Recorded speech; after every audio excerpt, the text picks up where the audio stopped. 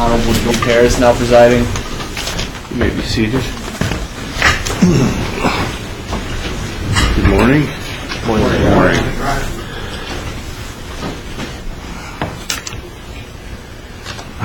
We would like to welcome everyone today to the Lake Circuit Court, where we begin each year with our annual memorial ceremonies, where we honor, remember, and pay our respects to our colleagues in the profession who have passed on in the last year, and we are glad you are here with us today. Before we commence any further, I would like to wish you and everyone a very healthy and prosperous new year, and I'm sure this year will be better than last. At this time, I would like to recognize the leaders of the Lake County Bar Association, this year's incoming president, Michael Tolbert, who is sitting there to my left, and also the immediate past president, Michael Jositis. Is he here? Who's seated in the back.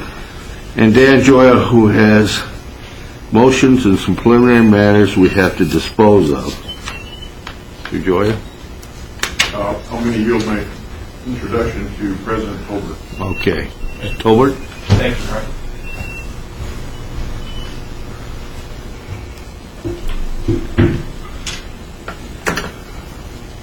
Good morning, everyone. Morning. I'm Michael Tolbert. I'm the incoming president of the Lake County Bar Association, and I have the distinct pleasure of welcoming you to our annual necrology ceremony.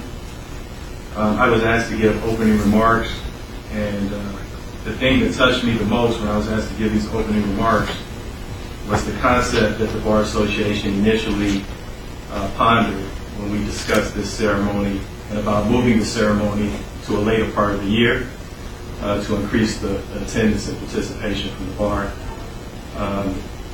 I'm glad that the ceremony stayed the same date. I think it's extremely important for the Bar Association to honor their fallen from the previous year at the beginning of the year. For those of you who might not know, the Lake County Bar Association, we do a lot of events throughout the year. One of the first events that we do is the installation dinner. This annual necrology ceremony is the first actual event that we do, and it's the first actual order of business that the Lake County Bar Association partakes in. And I think that is symbolic because as lawyers and to honor our fallen, I think it's important that that is the first thing we do to start off the new year right. So I am glad that this ceremony has stayed the same and that the date has not changed. We have all been brought together to celebrate the lives of all of the fine lawyers that have been listed in the program. And I didn't know a lot of them. There were some particular lawyers that I did know. I knew Mr. Tom Lewis. I knew Angelo Buscio. And I knew Hilbert Bradley.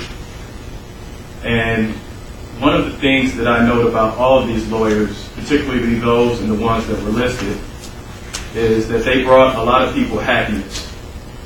They brought a lot of people joy. And they were all respected members of the Bar Association, like all of the ones that were listed in your program. And throughout this necrology ceremony, we're going to have a lot of emotions. There will be happiness, there will be sorrow, there might be some bouts or experiences of pain and sadness. But the most common thing that I think it is important for us as members of the legal profession to hold on to, and the theme that I want everyone to really acknowledge here today, is the theme of legacy. All of these lawyers have left tremendous accomplishments. They have left us with all tremendous memories, and everyone in this room was just lucky enough to be a part of those memories and a part of that happiness. So if all of the lawyers that were listed in this program were here with us today, I would imagine that they would not want us to be sad.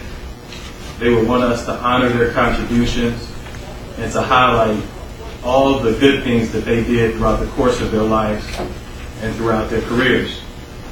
So with that being said, I would like to leave you here today with a poem. The poem is called Afterglow. The poem reads as follows.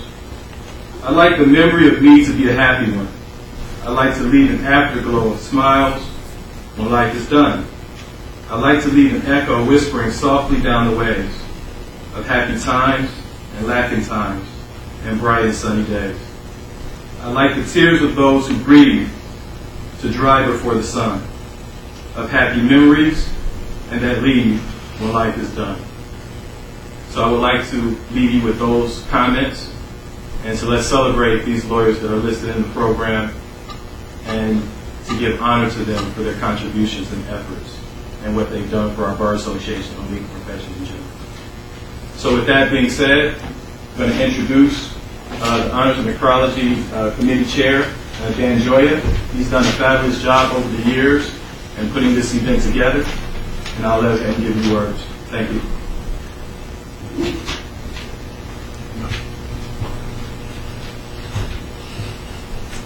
Thank you, President Tolbert and Judge Paris.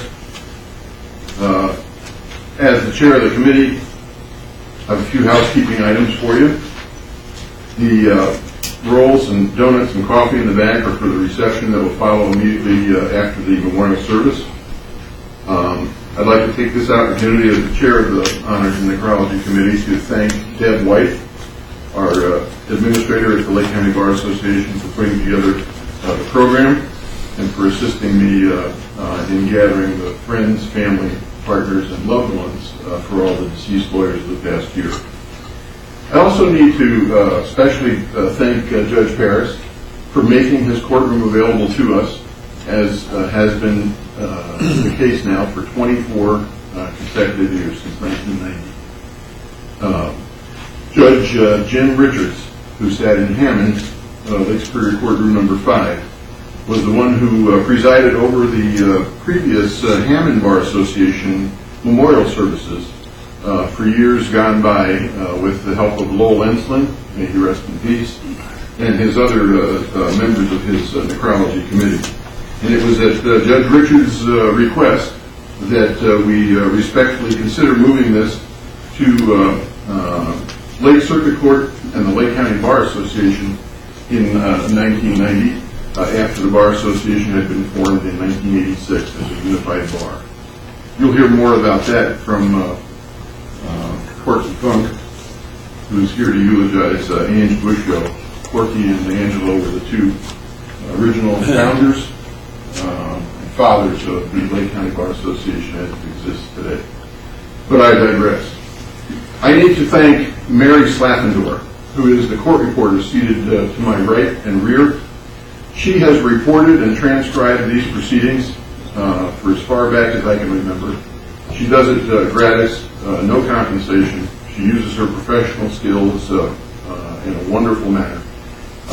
These entire proceedings have been transcribed and recorded for posterity and for future reference. And I'll move the court at the end of the proceedings to spread these comments and eulogies of record, again, for posterity and for all time to come. H.L. Lincoln once said, you can't do anything about the length of your life, but you can do something about its width and depth.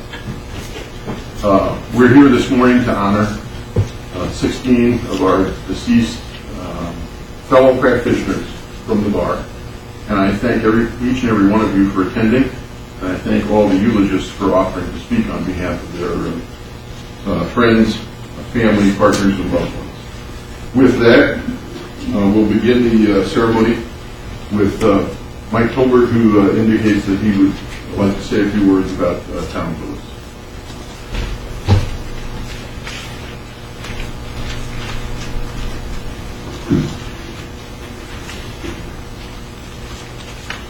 Before I speak on behalf of Tom Lewis, I want to make sure that Bob Lewis, his brother, is not in the audience. Is Bob here? Okay, he's not, so I'll talk on behalf of Tom. I knew Tom, attorney Tom Lewis, for an extremely a long amount of time.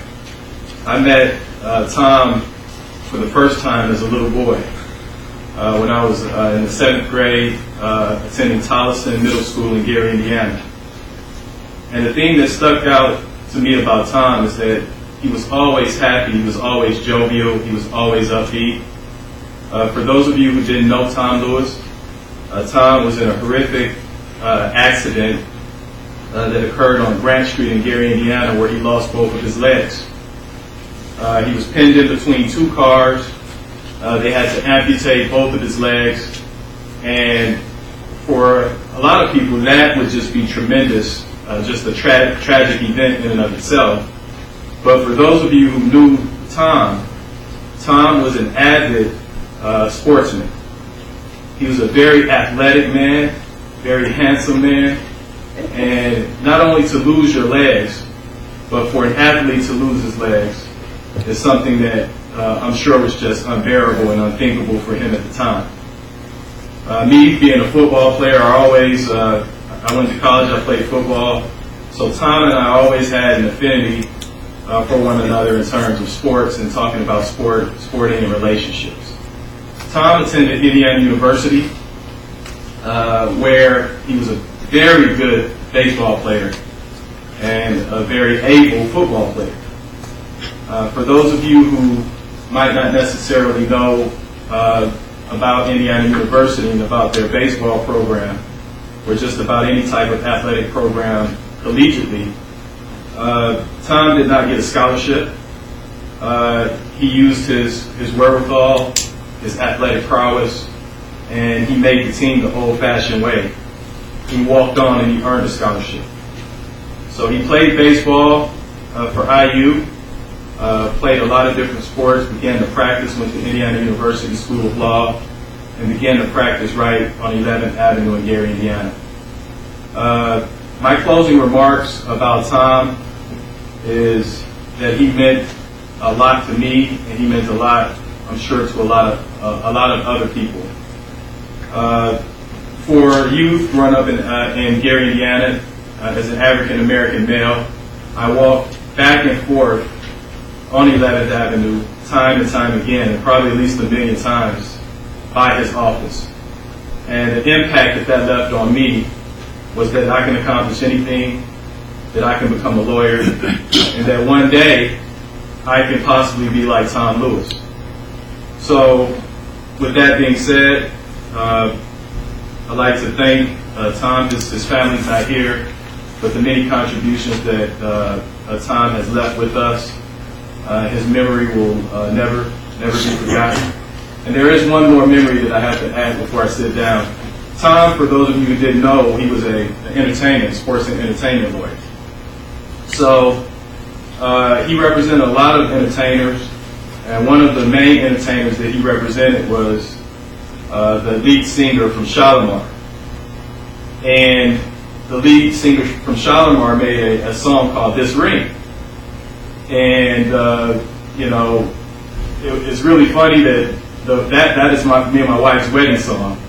So every time I think about that song, of course I think about my bride first.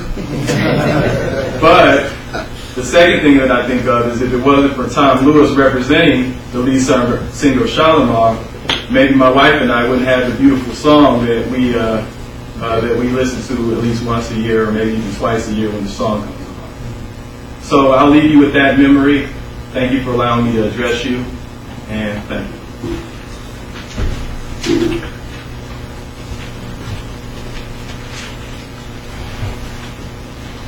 Thanks again, Mike. There was a humorist that I knew. I was born in 1950. Been practicing since 1975, so I'm actually older than I appear, apparently. This fellow used to be a regular guest on game shows back in the 60s. His name was Sam Levinson. And he's quoted as saying, "It's so simple to be wise. Just think of something stupid to say, and then don't say it." So I'm going to take Sam Levinson's advice and introduce my former partner, Ed Hearn, present the eulogy on behalf of Sam Bernard.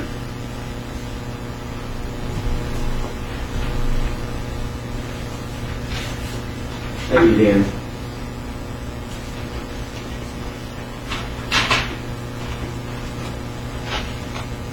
Sam Bernardi was 71 years old. He lived in Valparaiso for most of his life. He passed away a year ago yesterday, January the 1st, 2013.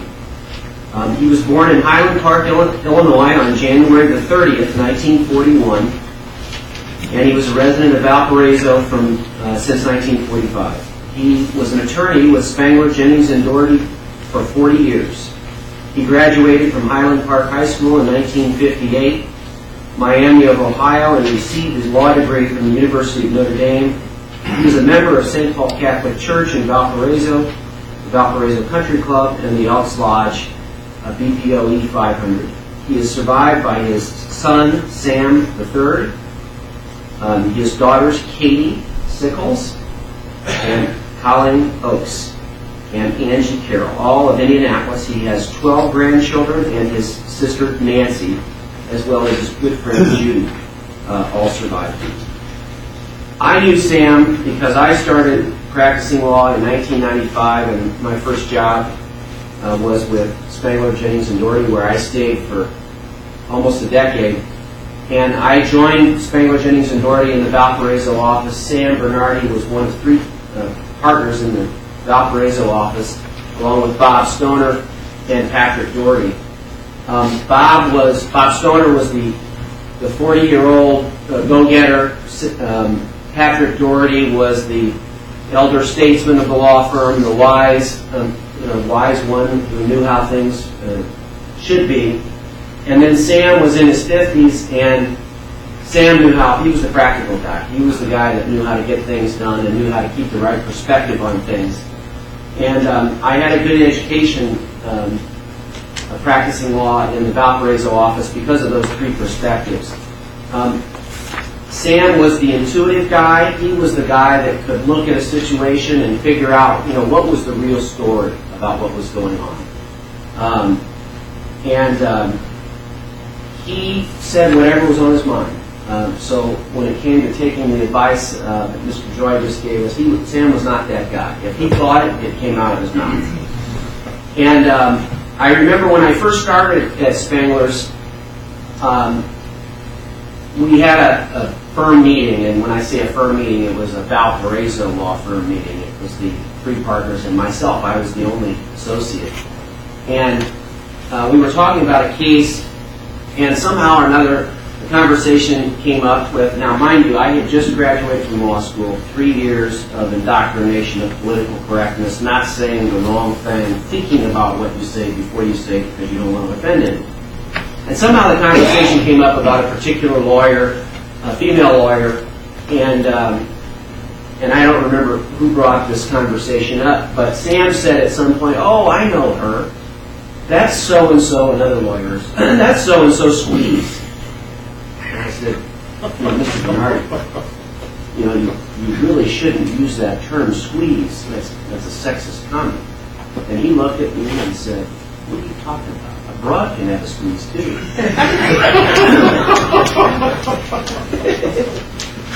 But that was the type of thing. Sam would look at things, and he said whatever was on his mind, and if you were wrong, he would tell you that you were wrong. If you were right, he would tell you you were right.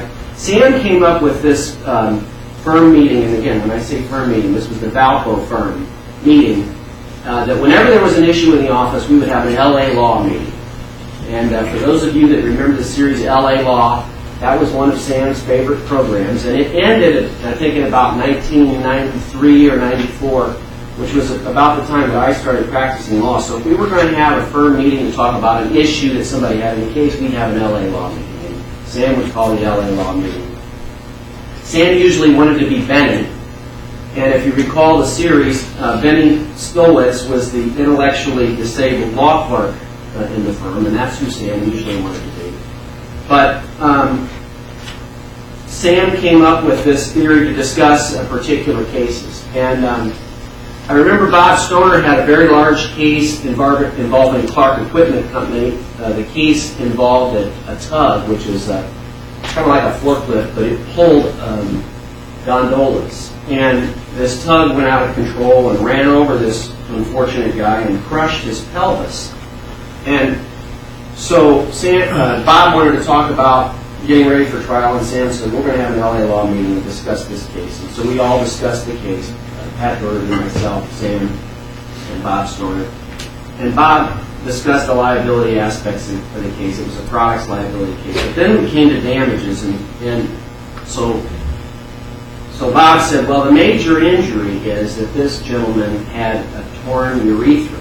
And for those of you who are not biology majors, the urethra is the main duct for the male sexual organ. It was torn, and this gentleman had to have it sewn back together and had to have a prod pushed in to make sure it didn't become plugged. And Sam's comment was, after listening to the entire case, you want to make sure that the jury is made up of only women. Sam was, as I said, the practical guy. He was the guy that made sure everybody had a Christmas list for the Christmas party, the list of all the lawyers in the firm. He made sure he had He was not only the practical guy, but he was the friendly guy. So he wanted to make sure we had an up-to-date list of everybody that had joined the firm, because Spangler, Jennings & Doherty was a very large firm at the time. So all the new people, as well as their wives or significant others, and when we got to the party, Sam would hand that out if you didn't have it, just so you could make sure that you knew who everybody was and say hello and greet them by name.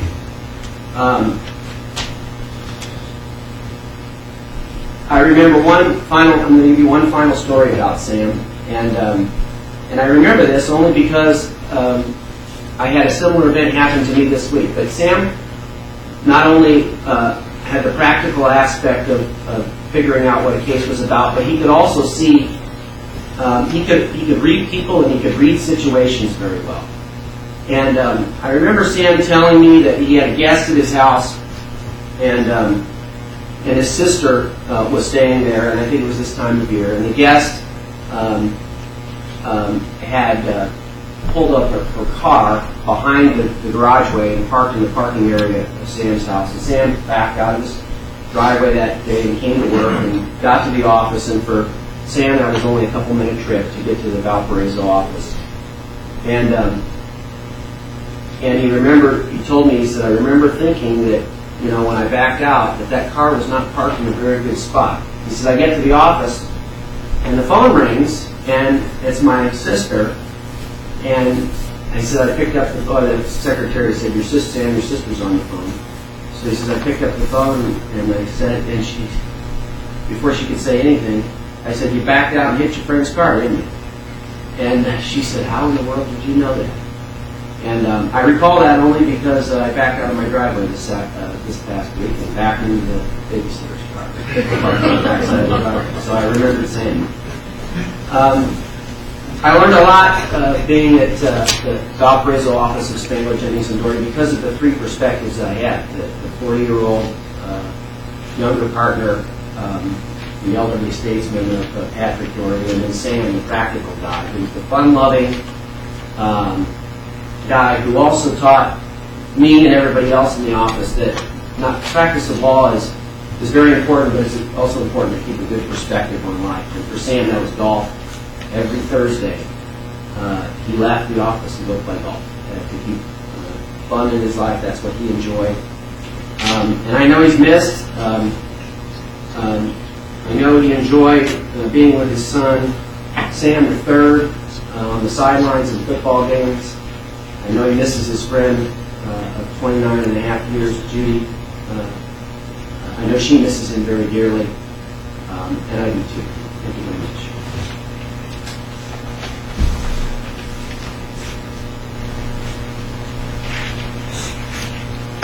Thank you, Ed. Sam was a practical fellow, and I saw him one time when he tried a case. I was second chairing it over in Valpo, and it was an intersection accident case against Cy Ruman, who was a pretty good plaintiff's lawyer from Hammond, so Cy Ruman and Associates. And Sam thought he was going to lose, I thought he was going to lose, and everybody thought he was going to lose. During the closing argument, we went over to the jury, and just as I'm about to do now, threw the yellow pad down on the floor, said, "Now there's the intersection, and that's our client's car. And there's the plaintiff's car." Every one of the jurors stood up, leaned over, and watched as Sam went through the physics of the accident, and he said, "You folks decide. The physics speak for themselves." We got a defense verdict. And I thought to myself, wow, that is really mundane, down-to-earth, incredibly practical.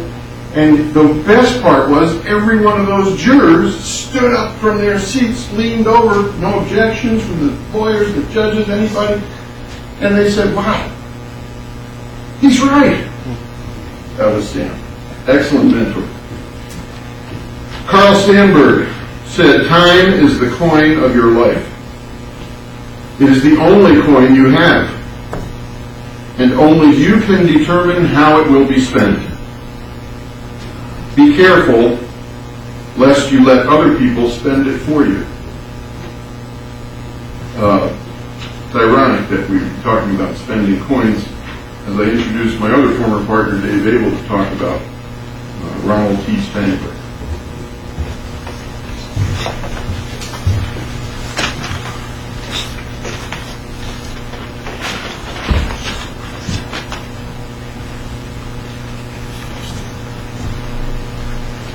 Your Honor. Abel. Good morning. After we moved you over to Merrillville, it seemed like I couldn't teach you anything.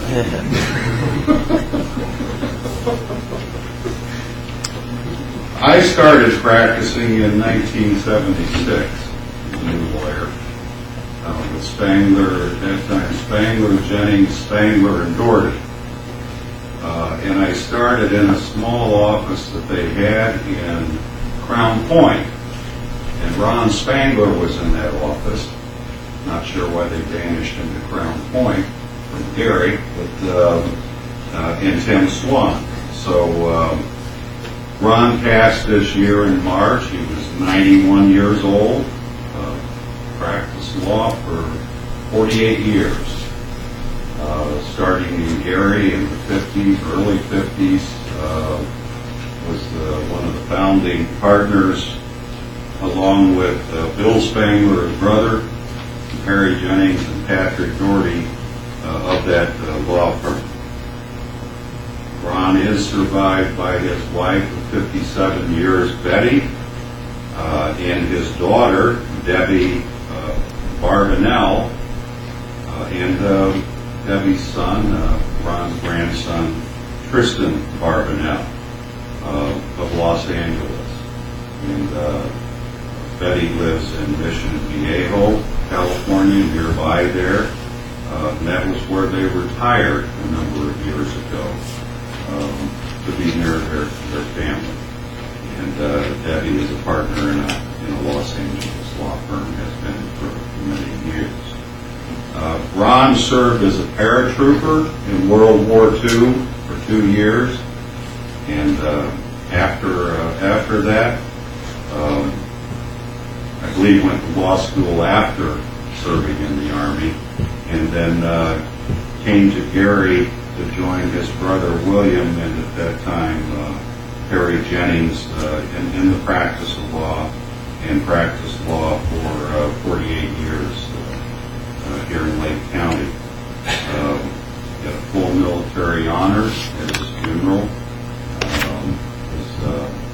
which was conducted here in Merrillville, where the family still have a lot of ties, and Ron's buried here in this area.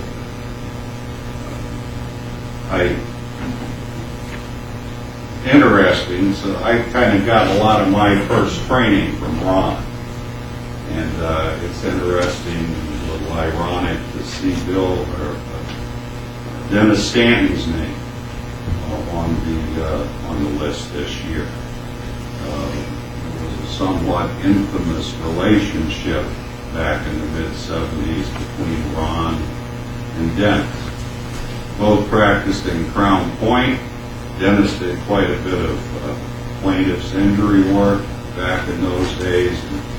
Ron, of course, did a lot of defense work, particularly for USF&G, and they had a lot of cases together. And I got a lot of early training, particularly attending depositions and so forth, because it was rather difficult to put Ron and Dennis in the same room back in those days. One of the first depositions that I ever went to was with Dennis, and it was a deposition of one of Dennis's clients, and we went over to Dennis's office for that deposition. Ron drugged me along to see what a deposition is like.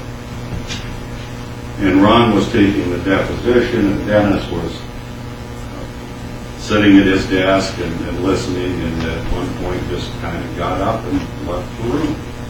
He went into the other room and said, "Go ahead."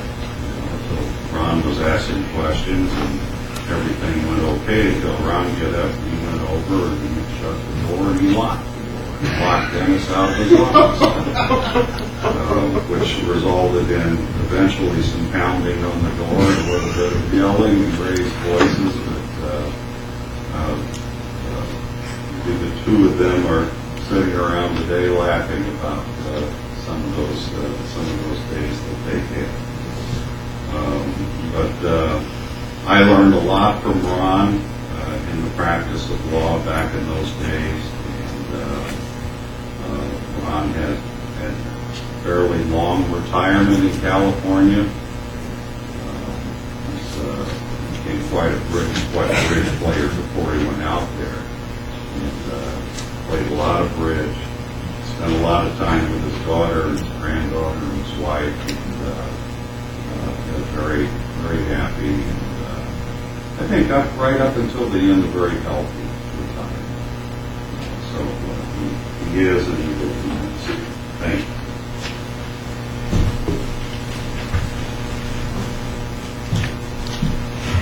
Got one of the housekeeping matters. We mention this every year, or at least try to, and that is, it's okay to laugh. It's also okay to applaud. I think all of our deceased fellow practitioners would want that. They would want you to be yourselves, so feel free. The stories about Ron center around how frugal he was. Frugal's a good word.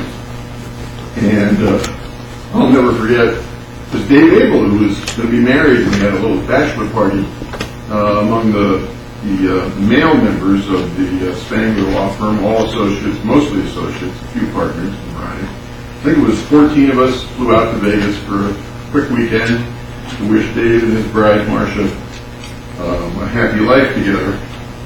And we took the planes out of O'Hare.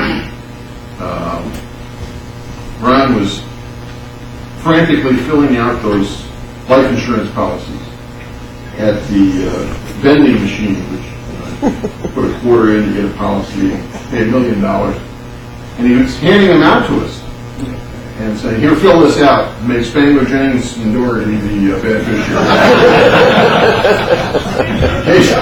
In case this plane goes down, we're going to leave those guys well off." And I thought, wow, what a visionary. As I said, I started practice in October of 1975. Chuck Braddock was a friend, and he had been admitted the year before, April 9th, 1974. Here to speak on behalf of Charles H. Braddock is his niece, the Honorable Gina Jones, from American Town Court.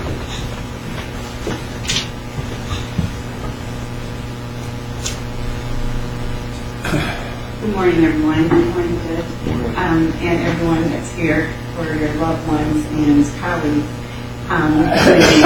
The opportunity came to do this. I was a little hesitant because I think I have a small tendency to be a little emotional. So I'm going to try. I have a tissue up here, so I'm going to keep that. Okay, I think kind of will help. I know Chuck Braddock, Charles Braddock, however you affectionately call him, he was Uncle Charlie to me. And my brother, my biological father is his brother. And my mother is Bessie Taylor Davis. That's my mother's sister. So I've had some legal influences in my life all along. But I have to say that Uncle Charlie was the first, because as a child, after my parents divorced when I was 3, he kind of stepped in because my dad moved to Atlanta. And he was here in Gary with me and my mother. And as I grew up, I would go to his house, and I was the first grandchild, so it was just me and Uncle Charlie and our roads until Corey came and messed things up.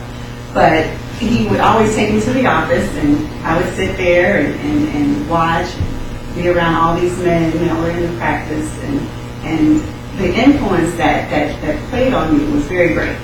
As I grew up in Gary, I would look for Uncle Charlie, because of course there were no cell phones, so the only way I could find him was down at this one little bar that was on Fifth Avenue in Gary. It was right next to McDonald's. So I think I was probably the only kid that was allowed in that bar, because if I ever needed anything or wanted anything or just wanted to touch base, I know I could either find him there or in his office or, heaven forbid, on the golf course. Policeman. Always had policeman. I think his legacy, he graduated from Frable and went to, in 1962. And he served in the Air Force and was in Vietnam and in the Philippines. And at first I didn't even know any of that until close to his passing, when we were going to pictures and I see this dashing man in his uniform. And I'm like, okay, is that my dad or is that Uncle Charlie? Who is this? And his service time, I think, made him humble and honest and full of integrity. I truly believe that those are some of the things that he left with me specifically. I remember in junior high, maybe it's high school, but we used to take field trips. This program that we were in, some of the Gary students, we went to the mayor's office, we would go to the clerk's office, we would go to different judicial and government agencies. And I remember going in, and I hadn't seen them for quite a while, and I kind of sat in the back. When you're young, you don't really want everyone to know that the person sitting up there belongs to you. I kind of wanted to keep that to myself until he kind of peeked around. He's like, Gina, is that you back there? I'm like, yes, sir. And he's like, oh, this is my niece, and come on up here and bang the gavel for me and do this. And of course, there were some who were haters that picked on me after that, but I always had the memory of at least having him, be proud of me. And when I told him that I wanted to succeed with spring camp here, he, of course, is beamed and he's like, oh yeah, that's going to be a wonderful thing. And let me just tell you this. And he gave me all these little pearls of wisdom of how to be. And he said, if nothing else, you continue to be the sweet person that you are, because he always thought I am sweet, and I am. I really am. And he said, just continue to be who you are, and everything will continue to go well for you. And so I will truly, truly miss him, and I hope that, one last thing. When it was after he passed, and I was pretty much the only one here that could take care of things, okay? Although I've not been extremely close, our family, but they relied on me to do a lot of the final activities. And the love and support that many of you showed that family is just phenomenal. Okay, for coming, so let me hurry up. I just want to say thank you on their behalf for anything that any of you did or said. Thank you.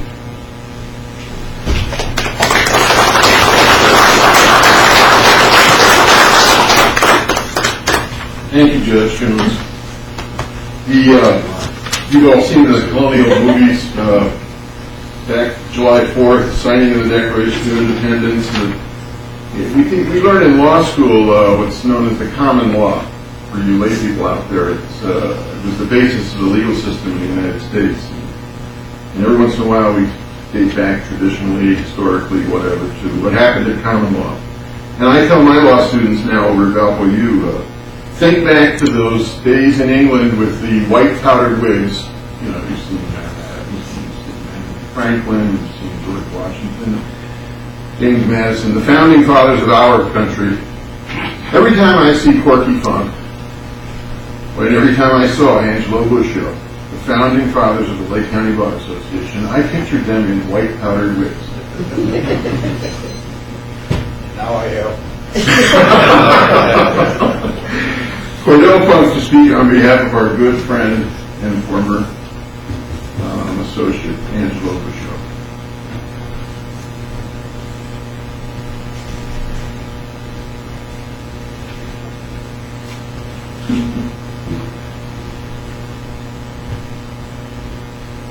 I'm going home to play with the mother of our children.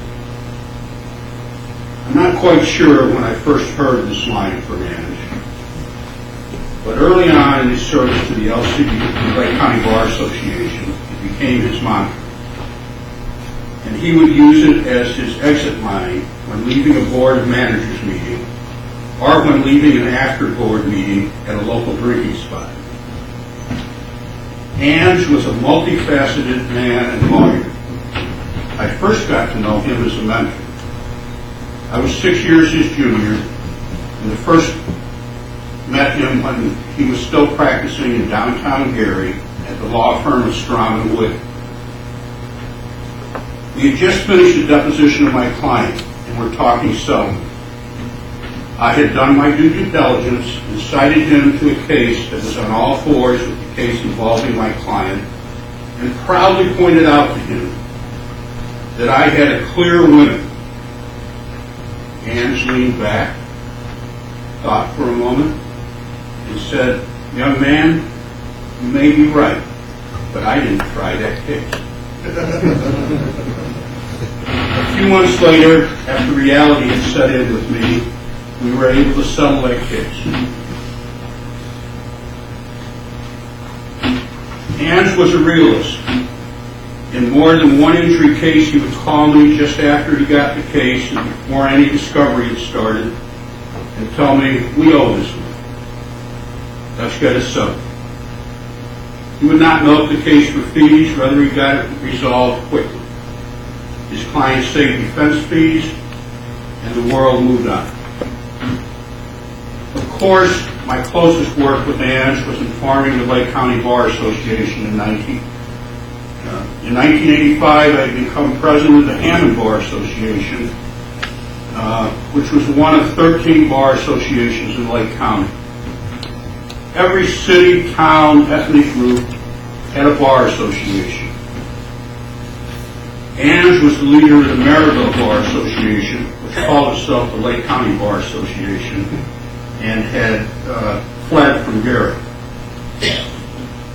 It was decided the best way was to get everybody together was to have one person, one vote.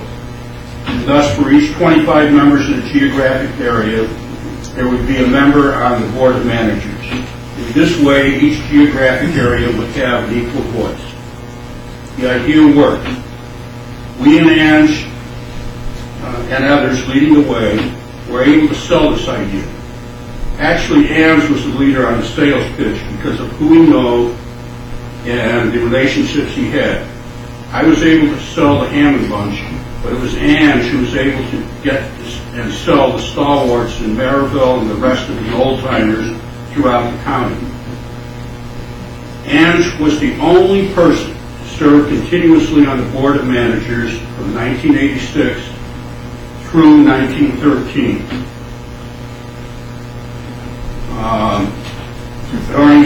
That equals 27 years of service.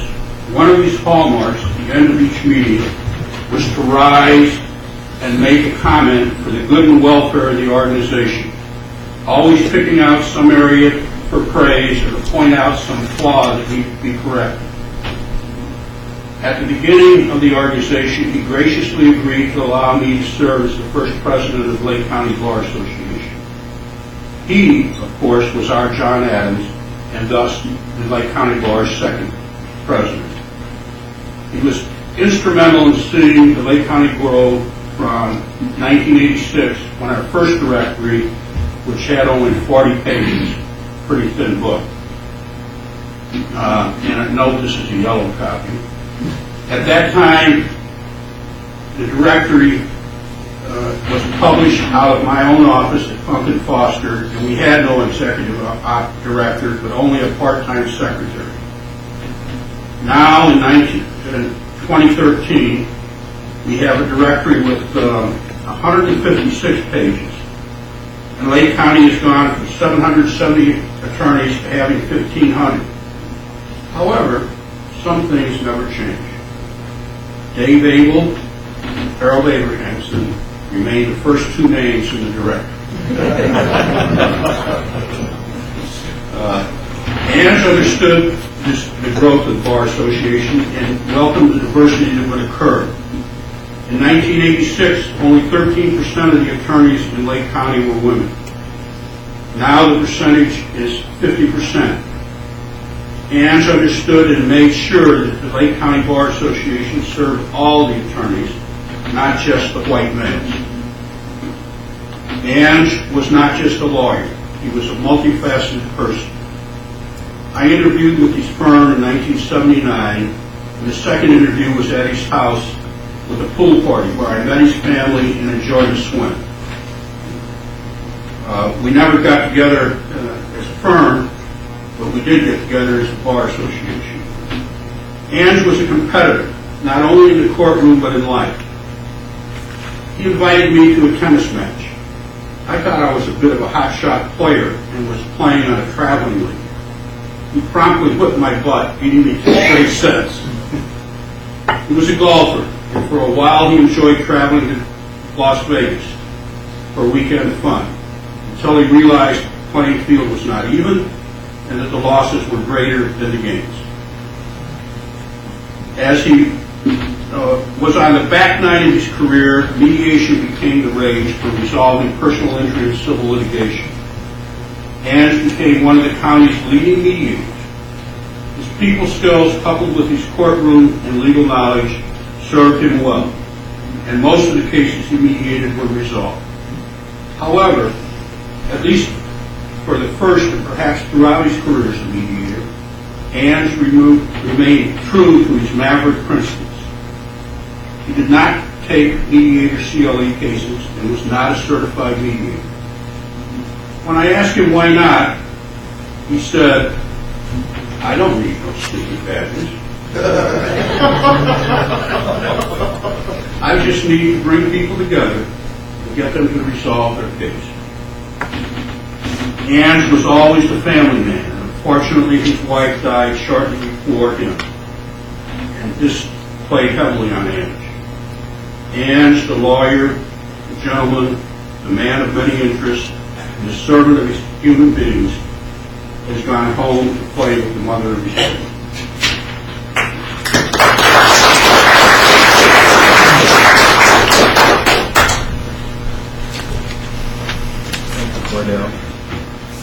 I knew Angelo Buscio. He actually was the first mediator that I actually came into contact with. And if all of you who knew Angelo, he was extremely persuasive, and he just had a way of making you do things you didn't want to do. And so the first time I met Angelo, he almost made me smoke. So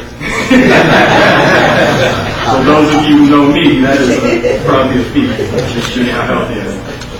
All right, I've been called to talk about Mr. Frank Vincent Roman.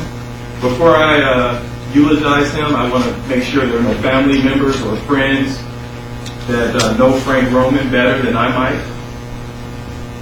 All right, with that being said, then I'll talk about Mr. Roman. Frank Vincent Roman died at age 88. He's from Miller. He died on June 18, 2013. When I went through his obituary, the thing that stuck out to me was I always liked athletes because I just like sports. So Mr. Roman was a multi-sport athlete in high school. He graduated from the great Emerson High School in Gary, Indiana, an illustrious class of 1943. He's very decorated. He served in the U.S. Army in the 83rd Infantry Division. of the 9th Army during World War II as a forward scout for tank destroyers, and he fought in the Battle of the Bulge. Frank also graduated from Wabash College in 1950, where he played baseball, basketball, and football, the trifecta. He was named Little All-American in football and inducted into Wabash's Athletic Hall of Fame. His record for the longest punt return of 93 yards was just tied in 2005. He earned his law degree from Indiana University in 1953, and he practiced law for several years before joining the trust department of the Gary National Bank. He was active in many civic and professional activities. He served as the president of the Gary Bar Association, member of the Gary Police Civil Service Commission, and he was also chairman of the Mayor Safety Commission. Frank continued, even when he got up in age, he continued to stay active in all sports. He enjoyed coaching with his children, his grandchildren, and he was a season ticket holder for the Bears. Frank is survived by his wife Shirley, his son Frank Roman, daughter Meg Roman, and grandchildren Leah and Shelby. Frank will be missed.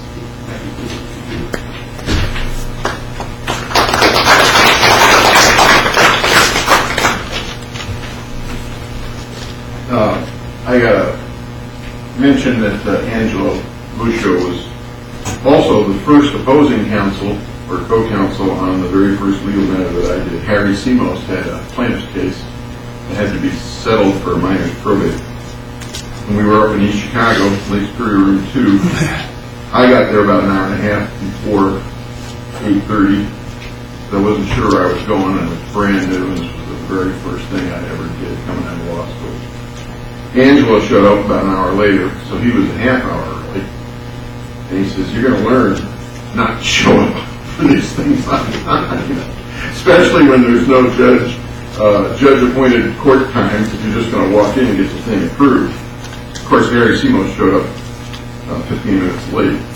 But anyway, one of the things they ask me to do every year at the annual inauguration of the Lake County Bar is present the honors for the 45-year practitioners, the 50-year practitioners, the 55-year practitioners, et cetera, and I had the honor of doing that last year. January 2013 for Angelo. And he came up to receive his award and his plaque, and he stood right about here. And Angelo was a little hard of hearing there towards the back nine, as Corky mentioned.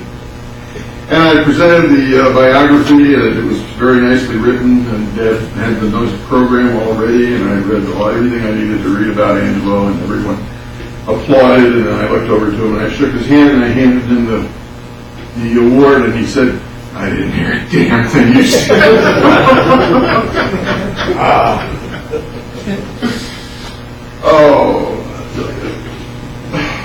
On behalf of William Von Willard, let me introduce John Hughes from the Permanent Technical Library.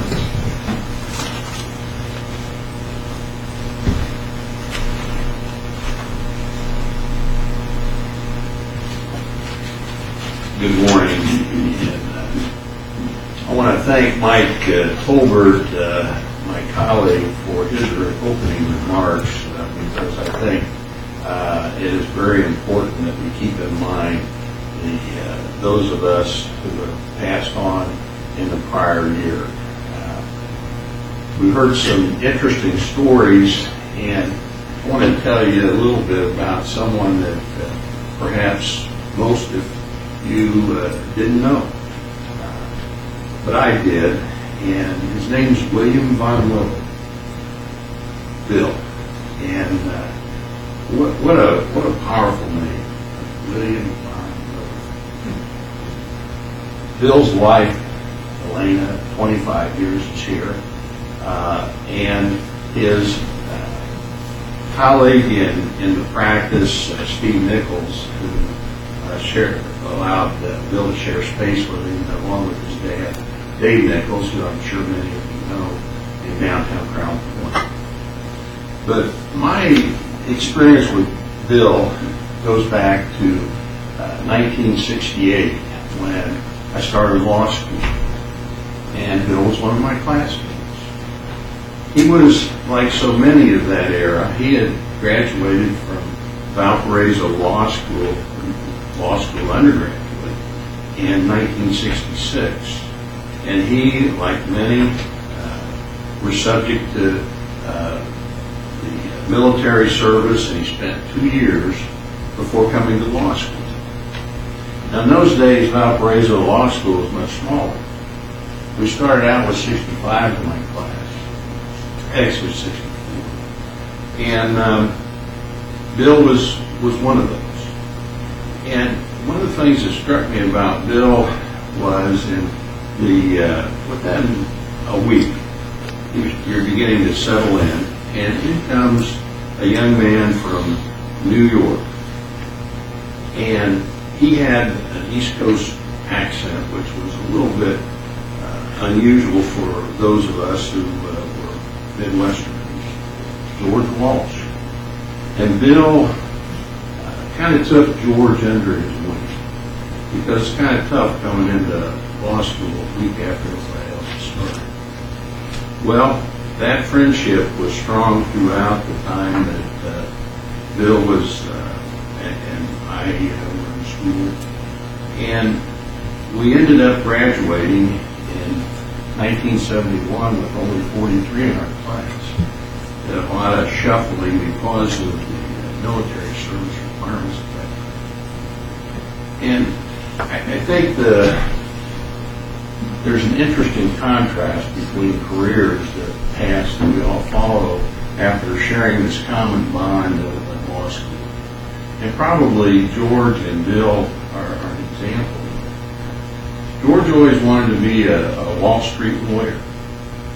And he went out to New York. Nobody would interview him, or if they did, they wouldn't know where Valparaiso was. So he went to graduate school at New York University. He finished first in his class. George went back, interviewed some of the same firms, and lo and behold, he became a Wall Street lawyer and is to this day. Bill, who was equally competent and as bright as George, remained friends with George over all these years. But Bill took a different path. Bill took a path of service, and he started out with legal aid. He became a prosecutor with the staff that Dave Nichols was chief deputy. It's an outstanding talent at that time. You're going to hear about one of them at the end of the program. And then Bill continued in the private practice. And there came a time that he met someone very special in the clerk's office here in Crown Point. And that was Elaine. Bill went on for a few years down to New Orleans, where he was a contract administrator for the Louisiana Power and Light. And the reason I bring this up is because it was a sort of an interlude in Bill's career, but it's an example of how those who graduated from Valparaiso Law School, a place many people in the country have never heard, are able to go out and perform very confidently and incredibly just about anything. And that's what Bill did when he went down to Louisiana.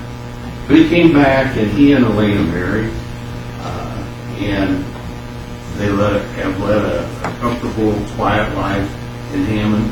Bill was never one to draw attention to himself. He didn't see any billboards with his name on it, any big advertisements, no TV advertisements. But Bill was the salt and the backbone of our bar here in Lake County, because he represented people that needed help. He represented people in the bankruptcy court. And those of you who practice bankruptcy, I do very little, know that it's a conundrum of rules that make no sense, and yet somehow people like Bill are able to help people restructure their lives and give them hope. And Gordon Goliath, who was one of my roommates in law school, is I think one of the more noted bankruptcy lawyers in the area. And I asked Gordon about Bill, and Gordon said Bill was always right on. He was very sharp, and he knew what he was doing. And so Bill led a quiet life, but he and Elena enjoyed traveling. Bill was a great golfer. He loved golf. And unfortunately, his life was beset with a terrible disease called COPD. And that ultimately ended up disabling him in the last months of his life. But he had his beloved Elena there to share his life at the end with him. And the thing about Bill that I can attest to, and those who I've talked to, particularly Steve's Aunt Dave, Bill practiced law with honesty, integrity, and he was the example of a quiet man who does things that we all should do in practice, and I think most do. He just simply didn't get much credit or was not well known. But in my mind, Bill was my friend, and I'm proud to have known him and proud to be here to speak for him and his family today.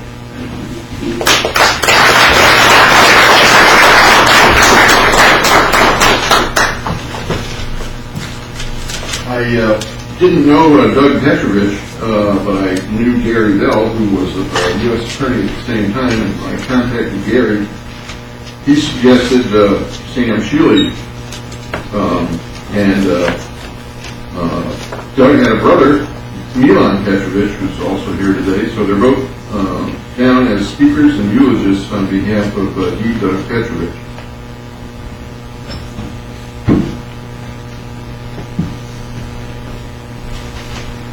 Thank you, Dan, Your Honor. Good morning. And Doug's brother Milan is here today. And I was honored last week when Milan, it was decided that Milan was going to eulogize Doug, and Milan asked me to say some remarks in eulogy as Doug's friend. And it is my honor, and I thank you for this opportunity to do it. And for those of you that did not know Dragan Douglas Petrovic, he passed away in July,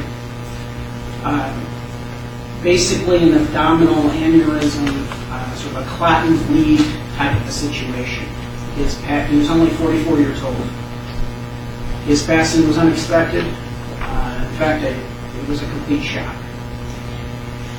And it was obviously tragic for no other reason, and he left behind his loving wife, Yvonne, and 2 young children, 11-year-old Nadia and 3-year-old Jordan.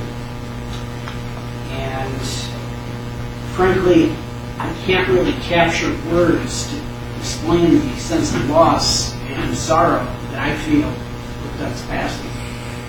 And I know that my feelings are nothing compared to the sense of loss and sorrow that his brother and his parents, and especially his wife and children, must now be feeling.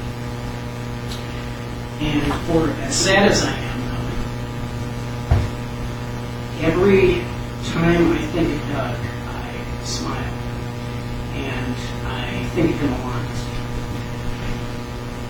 Doug grew up in Sherrville. He graduated from Lake Central High School, just up the road here. Graduated high school in '87. He went to Northwestern University for his undergraduate degree, and he excelled on every level there. He was active in sports. Academically, he graduated with the highest honors. He was summa cum laude. He was Phi Beta Kappa. He had 2 majors on the way to his bachelor's degree, and that was something that a lot of people didn't know about Doug, was how highly intelligent he was. Because, on the other hand, he was such a modest and humble fellow that he had just a way about him that he didn't necessarily appreciate the brilliance that he had. After Doug graduated from Northwestern, he went to IU School of Law, and that's where he and I became to know each other very well. I knew Doug before that, but as fate had it, he was a third-year law student when I was a first-year law student, and we ended up being housemates my first year there. And it's fair to say that Doug showed me the ropes. And he and I were very close from that point on. And that was more than 20 years ago. And after Doug graduated law school, he came back home to Lake County. He started his career here working for Bernie Carter downstairs as a deputy prosecutor. Those who have worked in the criminal courts here on this very floor know him well. And after some years as a prosecutor, he continued his career in prosecuting by transitioning over to the United States Attorney's Office. And after some years working as a federal prosecutor in the Hammond Division, he transitioned into private practice up in Chicago. And there's no question by all who knew him that he was a dedicated and an accomplished lawyer. And yet, for as smart as Doug was, and Phi Beta Kappa, and his law degrees, and his accomplishments and dedication in the practice, he was all of that and more on a personal level. And to know Doug, frankly, was to love him. And if you were a friend of his, you were like him. I really think that that was the driving force in Doug's life. Family, friends, church, community, and all of those things really sort of blended into one for Doug. And I could talk the rest of this morning about the wonderful experiences that he and I shared, and how sad I am at his loss. And I really can just sum it up best by stating that I just know that I am a better person for having known Doug and for having had Doug be a part of my life. And I know that anybody who knew Doug well, and there are many of those people in this room this morning, anybody who knew Doug well would agree. And they would say that their lives were for the better, because they knew Doug. I really miss my friend, but I think that he lives on with the positive energy, really, that is invoked by our memories and our thoughts about him. And like I said, I smile and I think about him a lot. And I think his spirit, his positive energy, and my wonderful lifelong thoughts of him, they're going to live on with me for a very long time. So I wish, well, I know that he's resting in peace, but may God bless his family. So, Milan Petrovic is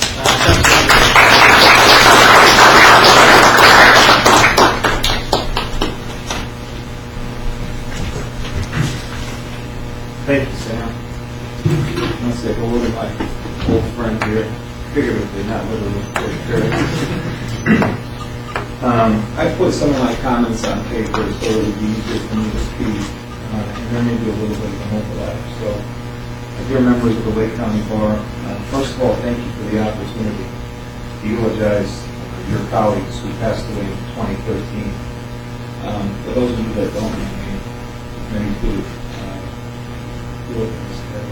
Milan Petrovic Doug's brother, and I'm honored to speak on behalf of my only sibling and brother Doug, who, as Sam said, tragically and unexpectedly we lost the summer of the age of 44. I look around this government complex in Portland and see so many relationships and friendly faces which he and I both developed over the last 20 plus years.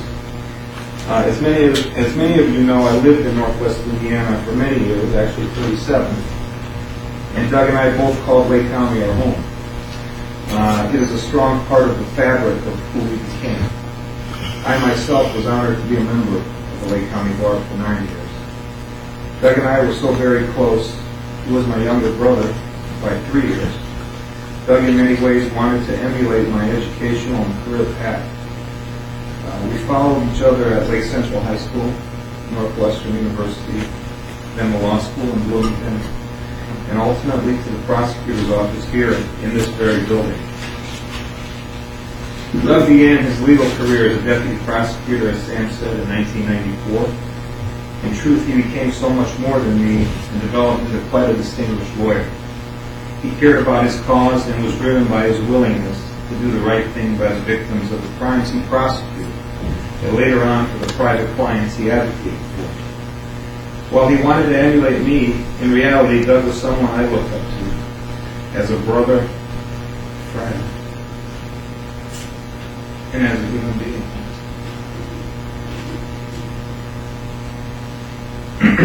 He, in so many ways, was a source of wisdom and direction for me.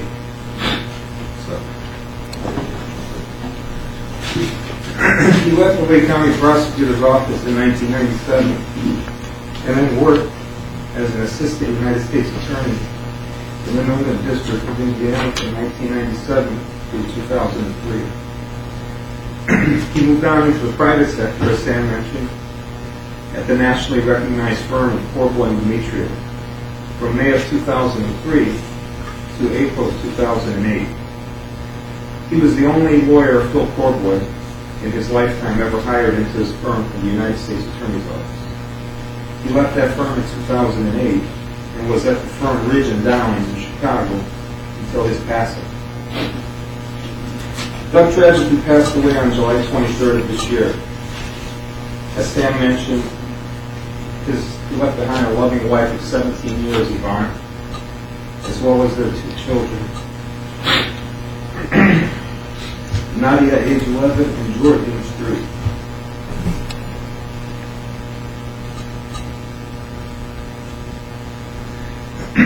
He would be honored and humbled by today's ceremony. He was very close to a number of his Lake County colleagues.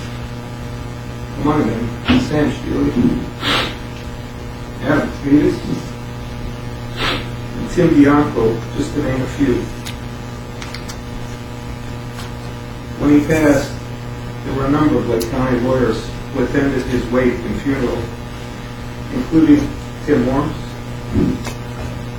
Peter Kadick, Bernie Carter, Gary Bell, David Kapp, Judge Tom Stefaniak, just to name a few, who were there and were part of the brethren who showed respects to him when he passed unexpectedly.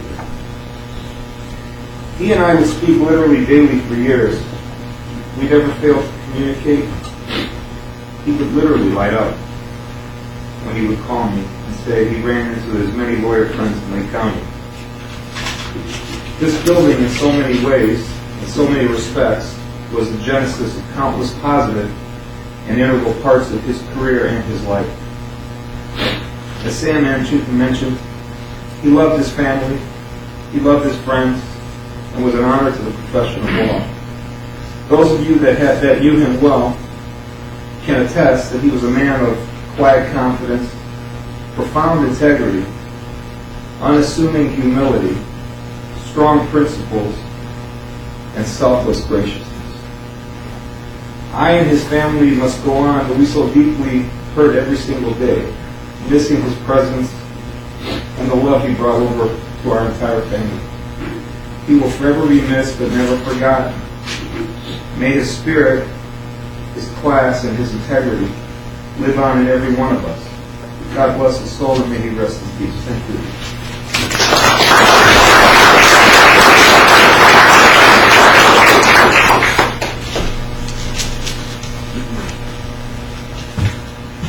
see Gene Feingold in the audience, so I'll pinch hit for him. To honor Hugh Brower, who died in Chicago, died peacefully at home on September 7th this past year. Loving husband of Charlotte for 58 years and devoted father of Rhonda Brower of New York City and Judy Brower and Laura Brower of Chicago. He had grandchildren Jillian and Justin Holch and Isabel and Sylvia Madorsky. Hugh practiced law in Northwest Indiana for over 50 years. He attended East Chicago Washington High and IU for his undergraduate and law education. He served in the Counterintelligence Corps of the U.S. Army. So often I learn things in preparing for this ceremony and in listening to the eulogies of individuals that I never had any idea. The Counterintelligence Corps of the U.S. Army. He had a long history of public service in Northwest Indiana, including membership on the Munster Police Commission and the Munster Town Council for 12 years. Hugh was extremely active in the Gary Artists League and was a longtime supporter of the Chicago Symphony. He received the Paul Harris Award from Rotary International in recognition of his years of dedicated service. He was an active member of Temple Israel in Gary. He enjoyed sports, tennis, running, travel, theater, and music. He was a lifelong Cubs fan. You gotta believe it. But his greatest pleasure was spending time with his grandchildren. Hugh accomplished much for the community while serving on Munster's Police Commission. Charlotte Brower, his wife, said that he urged the town to adopt a state law requiring businesses receiving tax breaks to pay for new construction or equipment to donate a portion of that cost to the public, to public art. Today, Munster has a total of 19 sculptures, such sculptures. Hugh Brower was greatly responsible for Munster receiving private property, which is now a beautiful public park on Calumet Avenue. While he lived in Miller, Hugh helped develop the Gary Artists League to obtain tax dollars to fund a clubhouse for art exhibits and lectures. Actively involved in the Munster Rotary, Hugh also chaired many events and received the prestigious Paul Harris Award. He said, "You can't just take from the community you live in, you must give back to it." A Northwest Indiana attorney for more than 50 years, he was a one-man law firm practicing general practice. His wife described her husband as having an intelligent and calm, laid-back manner. "I always ask his advice," she said. "He would say, do what you think is right and don't worry about pleasing anyone else." The couple met at IU. They enjoyed attending and supporting the Chicago and Northwest Symphony and traveling to foreign countries. Brower moved to Chicago two years ago to spend time with his granddaughters. His wife said that his daughters loved and greatly respected their father, who was always there to listen to them. Hugh D. Brower passed away on September 7th. Forgot my notes.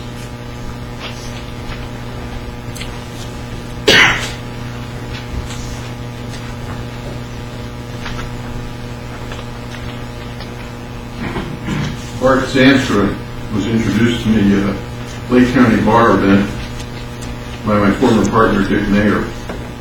I didn't know Bartel Zanstra. I didn't even know he was a lawyer. He was from Lansing. He went home to be with his Lord and Savior on Sunday, September 22nd this past year, survived by 11 children: John, Pete, David, Charles, Mary, Daniel, Joanne, Van, Milligan, Bart, Betty, Mark, and Rose Zanstra. 46 grandchildren and 50 great-grandchildren. Bartel Zanstra was preceded in death by his wife of 62 years, Matilda, in July of 2012. He was a member of the Peace Protestant Reformed Church on Stony Island Road in Lansing, Illinois. Mr. Zanstra was an avid farmer. Anyone familiar with the Cherville area, the farm stand, Zanstra's farm stand, will know what I'm talking about. Mr. Zanstra loved the outdoors. He was a member of Peace Protestant Reformed Church, as I mentioned, devoted to his God, his faith, and his family. He enjoyed conversing with everyone and loved to laugh. Above all, he served his Lord as a Christian father, grandfather, and great-grandfather. Bartel Zanstra died September 22nd this past year. My good friend Trent McKean is here to speak on behalf of Hilbury L. Bradley, and I found some more wisdom for you before I introduce Trent. The most certain test by which we can judge whether a country is really free is the amount of security enjoyed by its minorities. That was stated by Lord John Emmerich Dalbert Acton, a historian who died in 1902. And true compassion, this was Martin Luther King Jr., true compassion is more than flinging a coin to a beggar. It is not haphazard and superficial. It comes to see that an edifice that produces beggars needs to be restructured. On behalf of our good friend Hilbert L. Bradley Sr., Trent McKean.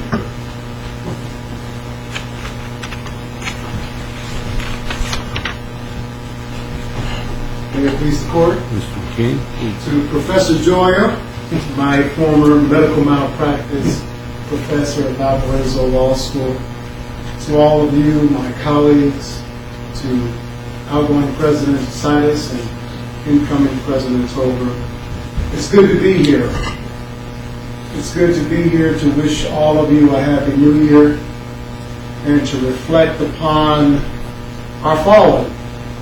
When Michael got up here and said that this is about legacy and about honoring our fallen, I'm reminded of a great quote that I heard from an African revolutionary. He said, the best way to honor a fallen soldier is to pick up his or her fallen weapon. So that's what we're all doing here today, to remember those that we have lost, to be energized by their legacies, and to pick up their fallen weapon and keep soldiering on in the hope and the prayer that one day someone will do the same for us. Like Michael, I grew up in Gary, Indiana, a young African-American male child. I was raised by a single mom. My father didn't grow up with my father. And I'm sure it was a struggle for her just to keep me off the streets, to keep me focused and on the right path. When I was 11 years old, I had the privilege of meeting Hilbert L. Bradley Sr. for the very first time.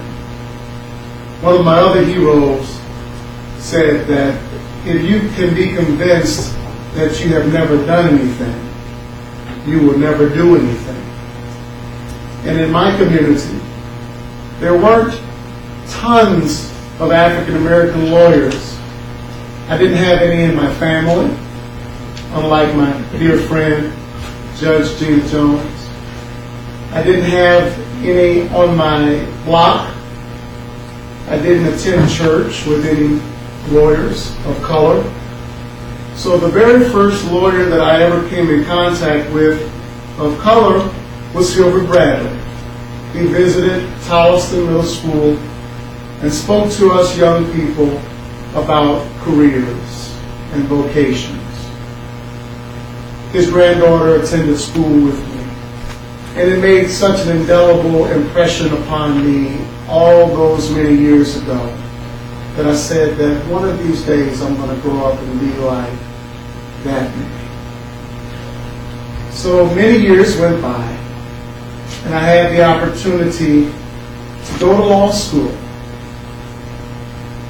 and become elected the president of the Black Law Students Association. And in 2000, as luck would have it, it was also the 50th year celebrating the first African American to graduate from Valparaiso University School of Law Gilbert L. Bradley. He graduated from Valpo in 1950. And as the president, I said, oh, this makes my job pretty easy. I get to commemorate and thank the person that made it possible for me all those many years ago as an 11-year-old when I first saw him and met him.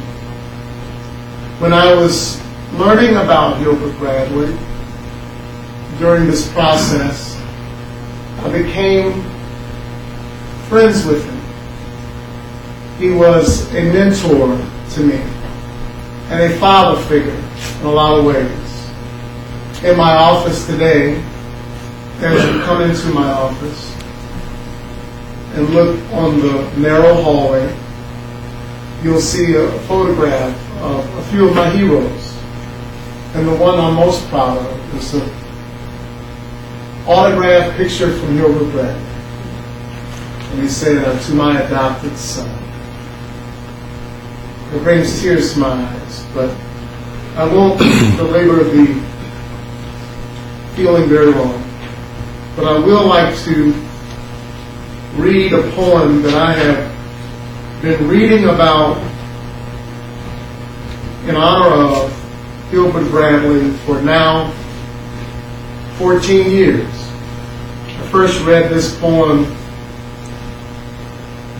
in his honor in 2000 when we honored him with the Black Law Students Association. And I'll end with the poem, but I'd like to preface it with this. It's not how much you gather in this world, it's how much you scatter. It's how much you give to the generations that you will never see. It's the legacy that you leave behind. I got very emotional when you talked about your brother, Sam, you talked about your dear friend, because I only have one blood brother, Jim. And I'm the father of 2 small children, so it really hit me. I hope I leave a legacy for them, when God calls my number. But I know that Gilbert Bradley left a legacy for all of us, especially those of us of color. This poem says it best. It's called The Bridge Builder by Will Allen Drumgold. An old man going a lone highway came at the evening, cold and gray, to a chasm vast and deep and wide, through which was flowing a sullen tide. The old man crossed in the twilight dim. The sullen stream had no fears for him, but he turned when safe on the other side and built a bridge to span the tide. Old man, said a fellow pilgrim near, you are wasting strength with building here. Your journey will end with the ending day. You never again must pass this way. You have crossed the chasm deep and wide. Why build you the bridge at the evening tide? The builder lifted his old gray head. Good friend, in the path I have come, he said, there followeth after me today a youth whose feet must pass this way. This chasm that has been naught to me, to that fair-haired youth may a pitfall be. He too must cross in the twilight dim. Good friend, I am building the bridge for him. Thank you.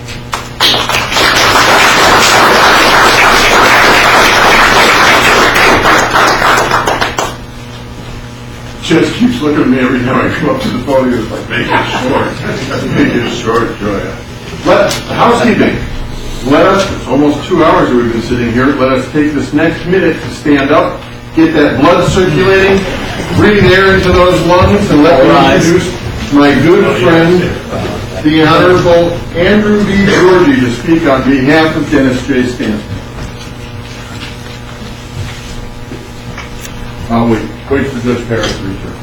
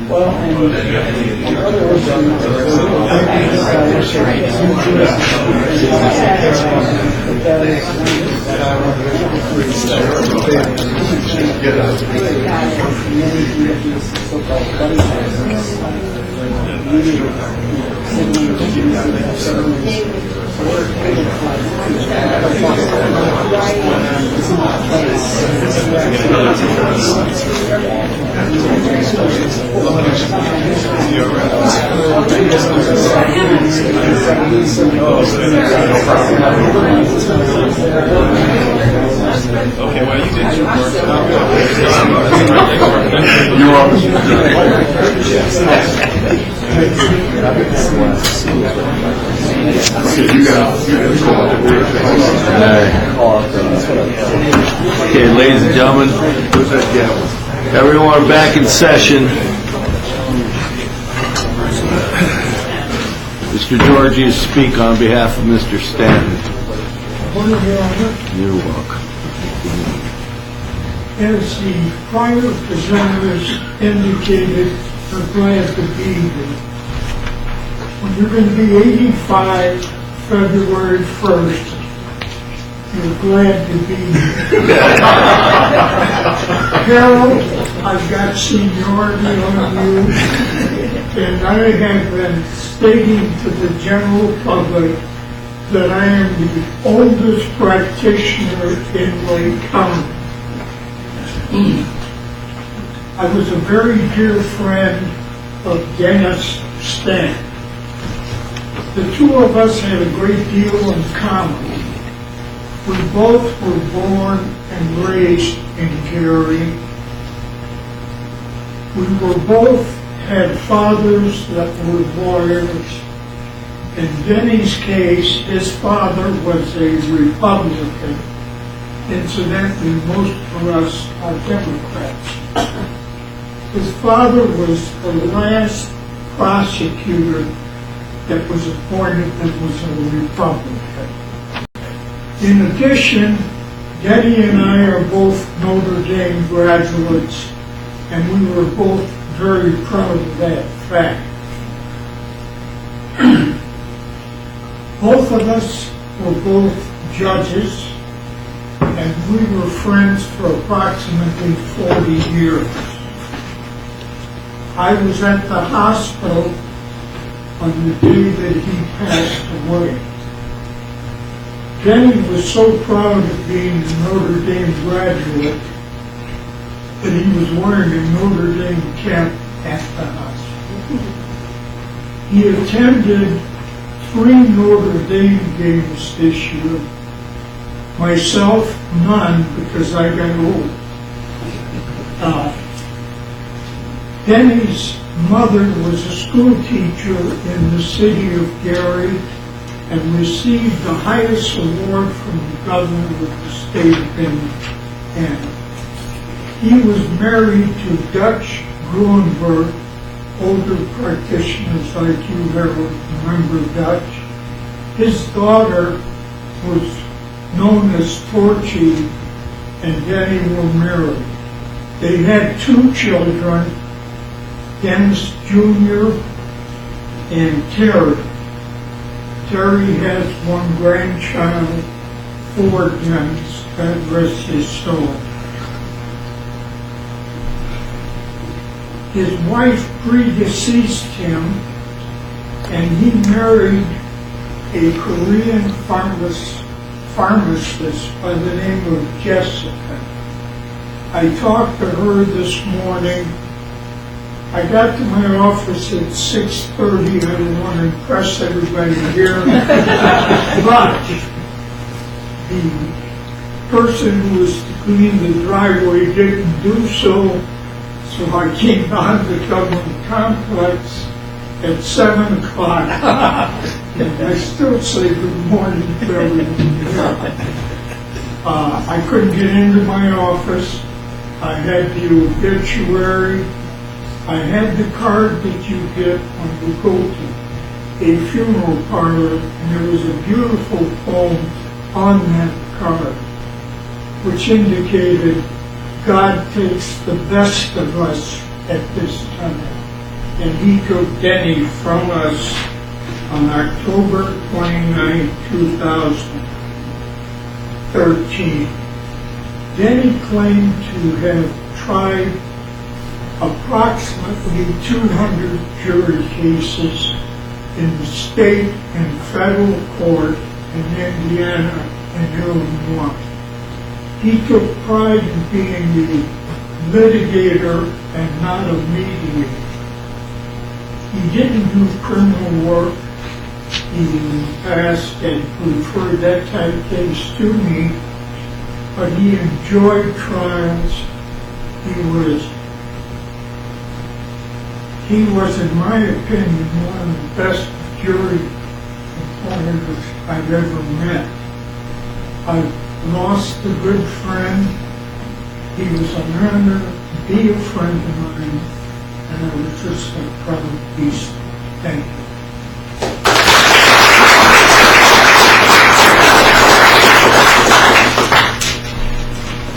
Thank you, Andy. Go ahead. Next, on behalf of Donald R. Odell, David W. Oshby.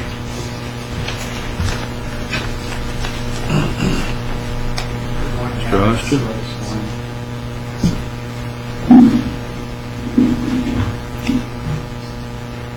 Good morning, everyone. I am now the senior attorney in our law firm. I'm saddened to be here today, but I'm glad to be here. Don Odell was a giant of a man, not necessarily physically, but in all other ways. I'm going to tell you a story about a man here in a second, but he would have a few words for me if I was not to follow some proprieties. First of all, thank you, Lake Circuit Court and Judge Paris, for the continuance of this proceeding over all the years. I was at the first one, and I've been at occasional court appearances since then. And, thank you. Lake County Bar Association, thank you. Dan Goya, your team. And finally, Michael, thank you for the continuity and bridging of this. It's important. And as I heard today, the eloquence of the eulogists, the stories, the information, I learned a lot, but I also appreciated just what those lives meant. Seeing the emotion, the upset, and the happiness, and the joy. It all means a lot. It helps all of us move forward, build our foundation, so that we can pay it forward. That's really what this is about, isn't it? We're paying it forward. But lest I digress, on any joyism, Don Odell was one of those characters, quite a person. Born and raised on a farm. I like that. A good sign. He was born on July 26th of 1924, a child of the Roaring '20s. He became a child of the Depression. And as he grew on that farm and through the Depression, he became one of the greatest generation heard some very great stories here today about service provided by some of our fallen comrades and colleagues. Don Odell was no different. He served in World War II. He served in a communications unit. And this was interesting. Like so many of the greatest generation, he didn't talk about it. We learned this as we read his stuff. And his assistant, Pam, provided us. He didn't talk about it. They just served. They just went and did it. He was in a communications unit serving in the Pacific Theater. And he was attached to General Douglas MacArthur's unit. And he served in battles of New Guinea, Lady Luzon. He was an advanced communications officer. I found that interesting, but I also didn't think too unusual of it, because when you grow up on a farm, you tinker with stuff. You learn how to make things work. You fix things. And surely he did growing up on that farm. And his acumen for those types of things grew into lifelong joys and pleasures that he carried as part of his journey. He was a member of the experimental aviation group for 40 plus years. He loved airplanes and tinkering with them and looking at them and crawling through them. He spent every summer for decades at the Oshkosh Air Show. Why do I tell you that? Because he just wasn't a lawyer. By the way, he was a great lawyer. I'm going to tell you about that here in a second. But it's because he was a person, and he brought all of that talent and life to who he was as a practitioner. So he serves. He leaves the war. Like so many, he became educated. Graduated from college. Wasn't done. He was an accountant by education and background. He went on to law school. He graduated from law school in 1953. He was admitted to the bar that year, but didn't know that he wanted to practice law. He and Harold will know this and several others, he, with Joe Glatzbach, formed an accounting group in downtown Hammond. And he decided after several years that he didn't want to be a corporate accountant, if you will, and have a corporate type practice. He wanted to serve people. He did from 1957 until he joined our law firm in 2006. He practiced for people. And he brought a unique brand of practice skill set to that. He brought life skills and fixing things. He brought skill set, education, acumen, education in his accounting, his CPA credentials. He prepared more tax returns than you can shake a stick at. He knew the dependents of each and every one of his client families. He knew when they were becoming of age. He knew when they grew to the next tax bracket. He knew, and that's what he wanted to do. He carried that for an entire lifetime.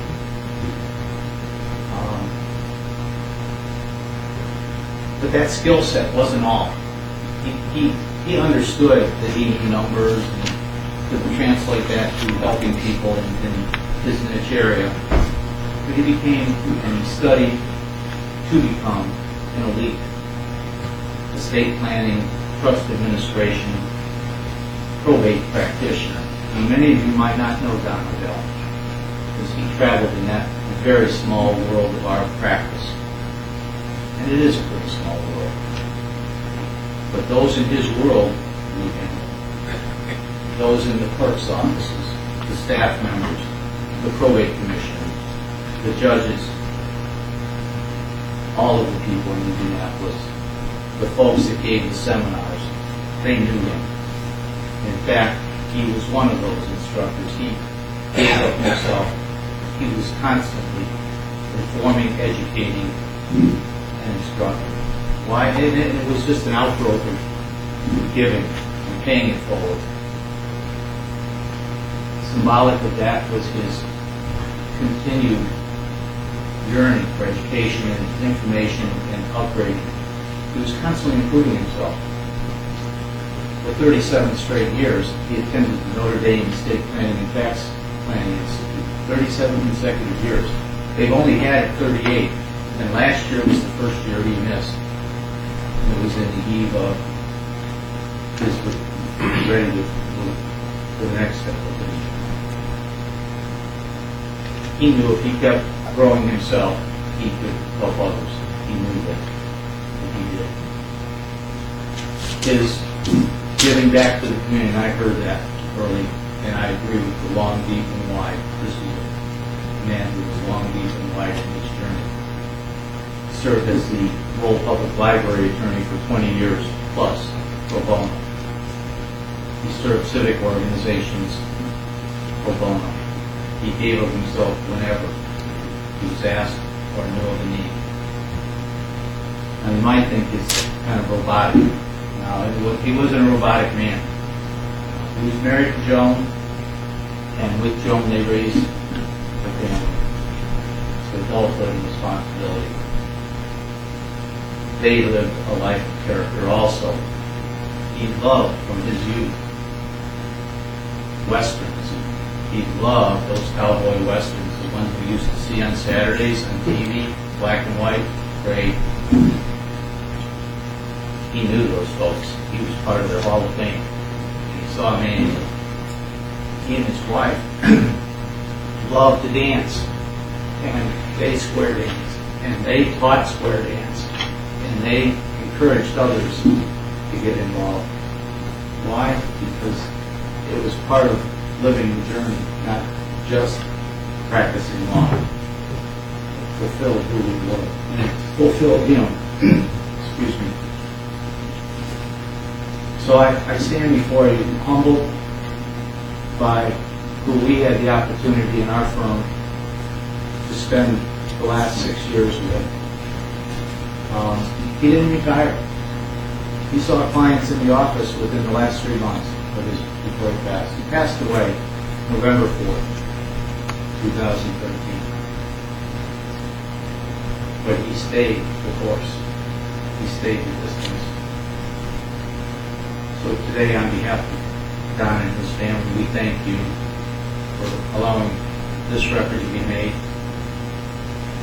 We wish all of those here, on behalf of those who have fallen, well, it's appropriate. And we know that we will miss Don. We will remember him for all he's given to us. He paid it forward. Thank you.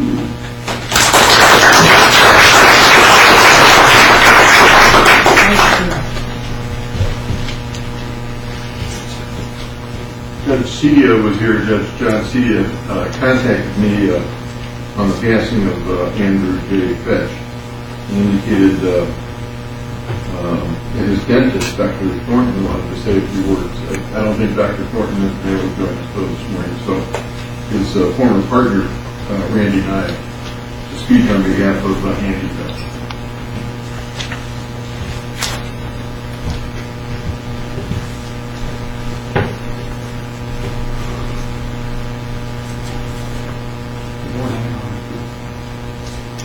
Andy Fetch was admitted to the Indiana Bar in 1975.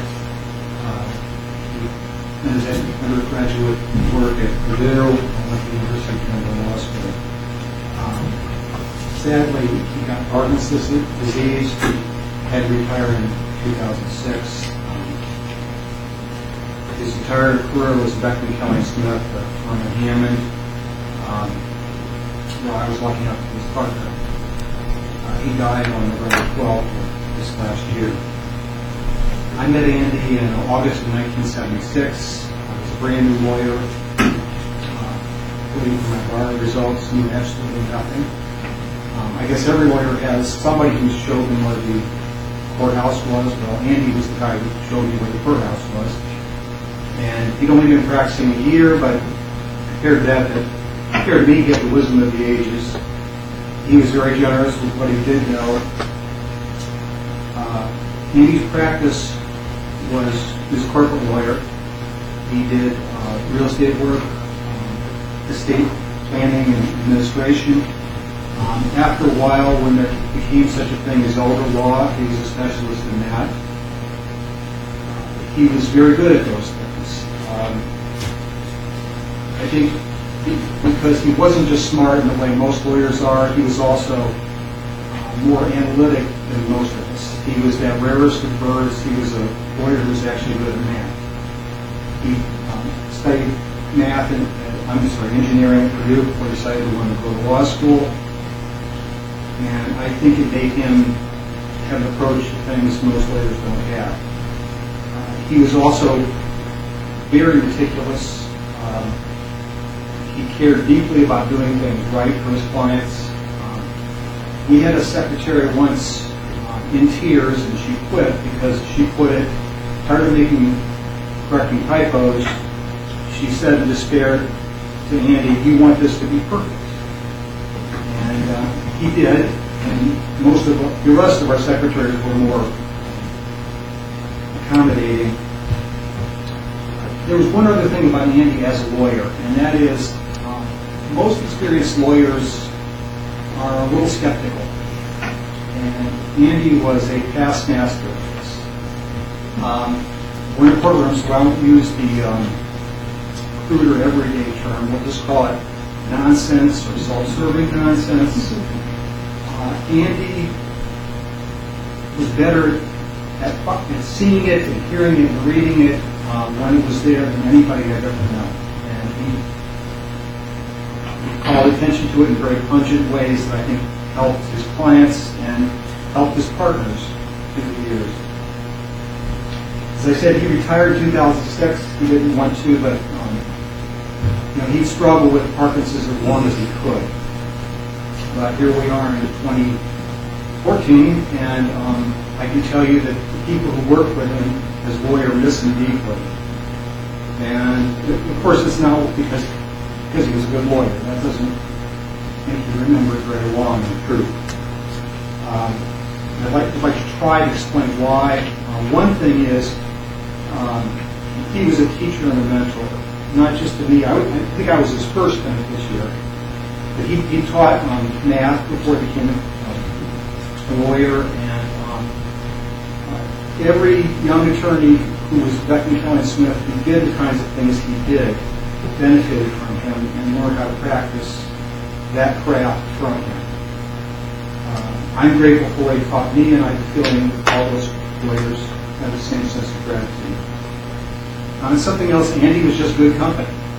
He was companionable, he was witty, he was perfectly willing to have a drink with you. He was an interesting guy, more interesting than most, I think. One thing that I think gives you a clue to what it was like is, I don't know what you did after your freshman year of college. Most of us just try to make a little money, and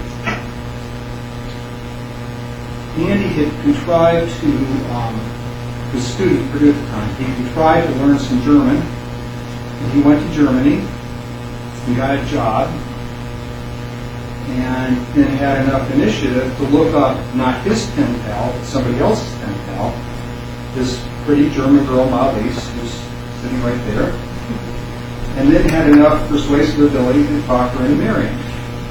And first Malis came to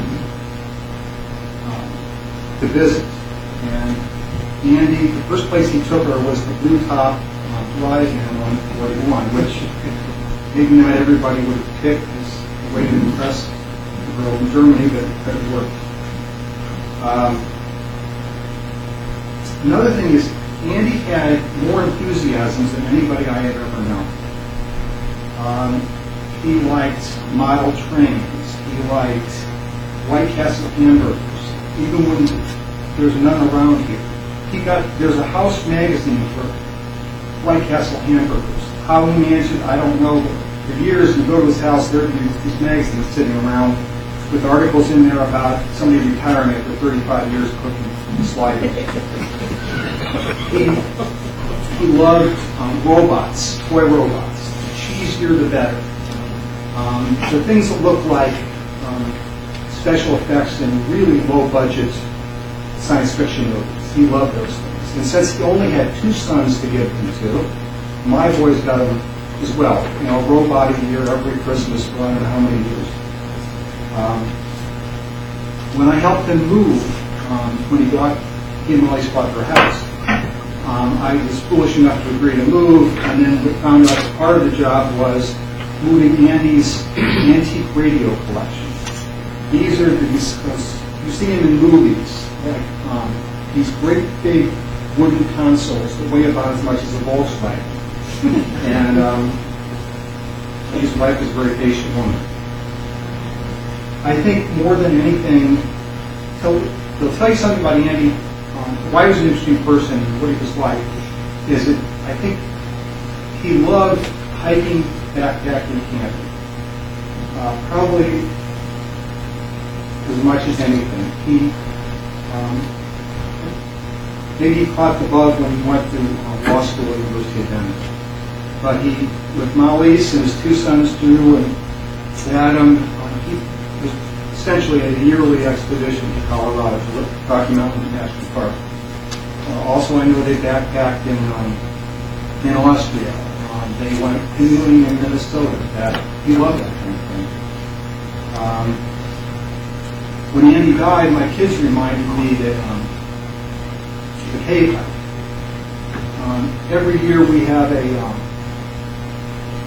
big number of families get together for a camp out in Glacier National Forest near Bloomington.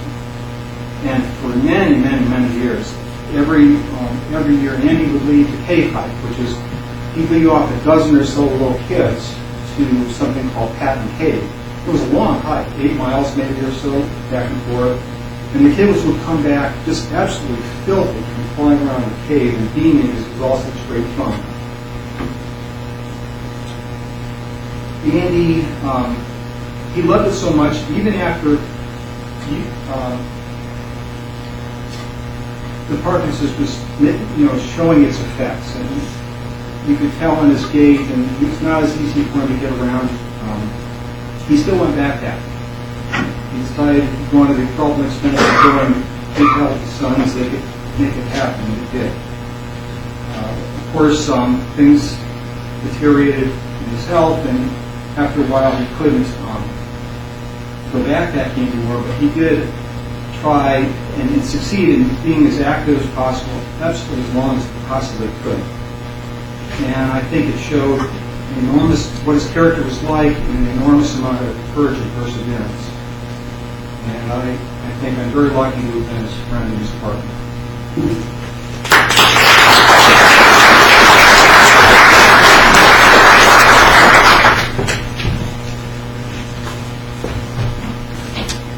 I have been asked to speak on behalf of David J. Sims.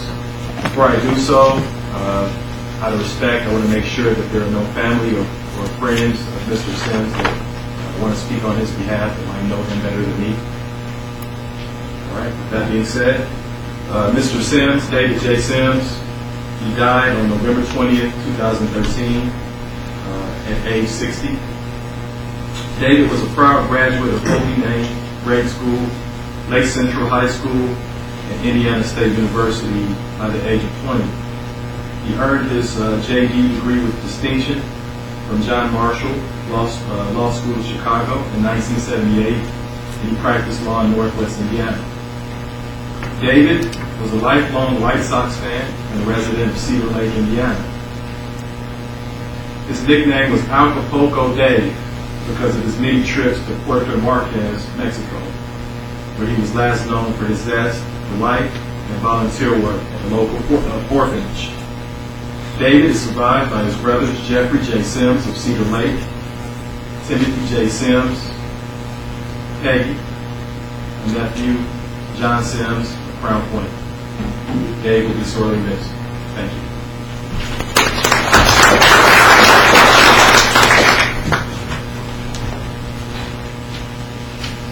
Thank you, Mike. George H. Lorimer was an editor.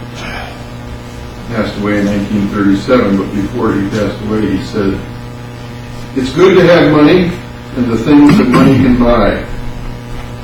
But it's good, too, to check up once in a while and make sure that you haven't lost the things that money can't buy.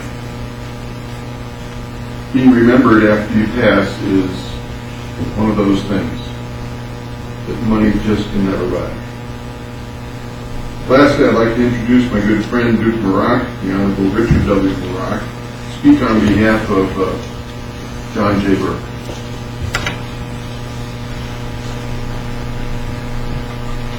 Judge Brown. I've reached that stage in my life when a morning like this is really meaningful. I have known 15 of the 16 persons that are mentioned here personally, and have stories about many of them. In my courtroom, Tom Lewis, Chuck Braddock, and Doug Petrovic tried many cases. 3 of the finest human beings I have ever met. Beautiful people, great officers of the court. I'm much richer for having known them. I'm here to speak about, and also I'd like to say something about Dan Joya. He happens to be the son-in-law of Tom Dumas, who, when I was a young lawyer, was known as the greatest, the finest lawyer in Indiana. And I would subscribe to that, too, having met him. John Burke. John and I met in 1974. I went back into the prosecutor's office after practicing privately for a few years. I must have needed a regular paycheck in the insurance when I went back there. And at that point, Henry and Ray allowed you to practice law and be a prosecutor. That soon ended, but I helped move the boxes from the old building to this building when we started out our maiden voyage in the prosecutor's office in this government center. And John and I met and become roommates. We bonded instantly. This big guy with that little smile he used to wear on his face had a certain endearing quality.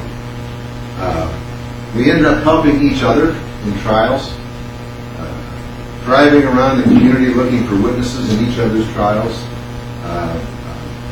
dealing with the witnesses in our office. John's favorite story is just a little too indelicate to tell here, of me dealing with a witness in the office and the result. And boy, when he started laughing, I didn't think he'd ever quit. We got the job done. Along about 1975, there was a football game. Grudge match between the sheriffs and the prosecutors. Now, they had us outmanned. We had a short bench, and they had about 40 or 50 people. I think they ended up, without deserving it, winning that game, a close one. John and I were ruled to be the most valuable players in the Post-Tribune article. We were always very proud of that. Jablonski, we had a prosecutor's office that included the late Dan Toomey, the late Jerry Finney, the late Stan Jablonski, the late John Halkars. Quite a group. Jablonski described our game plan for the football game as Marock throwing to Burke throwing to Marock, and the rest of us blocking. And it worked for a while. Now, John and I were young married men at the time. We both went home after the game. And he didn't. Many of the deputies and deputy prosecutors went to this place called the Saxon Lodge. And there was a misunderstanding about the game and a dust-up. And I see our friend Stephen Nichols here. His father, David, was third in command at the prosecutor's office and trial supervisor. And he worked feverishly that morning to release some of these previously mentioned deputies from confinement. And I remember John and I and Chuck Marlowe were the only deputies who came to work the following morning, and we were told we were going to cover 4 courts with 3 bodies. Eventually, cooler heads prevailed. Henry Kowalczyk and whoever was sheriff at the time, I think Les Pruitt, reached an understanding that this was just a failure to communicate. There came a time when Ray called me in and said, we just can't have those of you who practice law and our deputies here do so anymore because things are crowded in these courts. And I think 4 of us said goodbye on July 1st of 75 or so. John stayed on. He and John Evon and Jimmy O, I think, were the only ones who made a career of prosecuting. Never went on to private practice like 90% of the time. And I lost track of him. I met his wife, Alana, and he and I, my wife, our wives went out a few times, but I lost track of him after that. Came back here to be judge, and we'd see him from time to time. We reminisce a little bit. And then, John kind of established a certain niche in the prosecutor's office in later years. He was a senior deputy. He tried high-profile cases. He took on high-profile cases only. He didn't do court calls. He had his own dress code. You might remember him coming in Monday morning looking much more casual than the average person who worked around here. There was another guy who tried that. I won't use his name, but we called him the Walmart version of John Burke because John was very casual, but he had a class about it too. He took on some high-profile cases, and I remember one in particular. Tom Baines describes John Burke's trial style as 3 yards in a cloud of dust, that he hates. He would wear you down.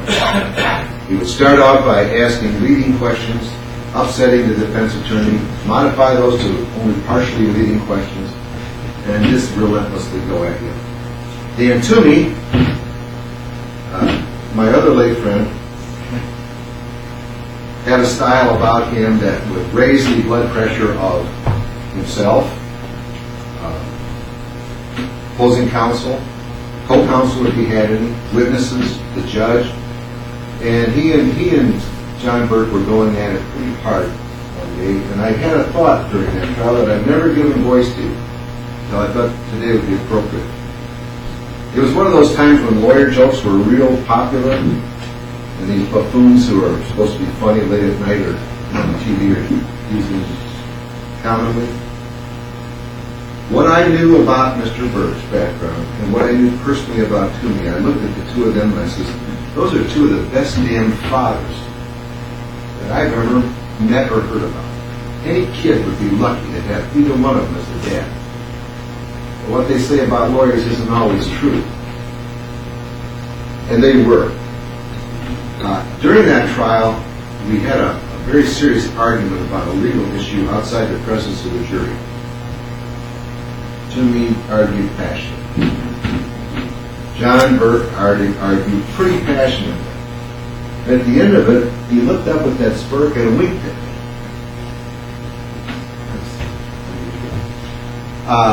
John lost the ruling on that motion, but he won the trial.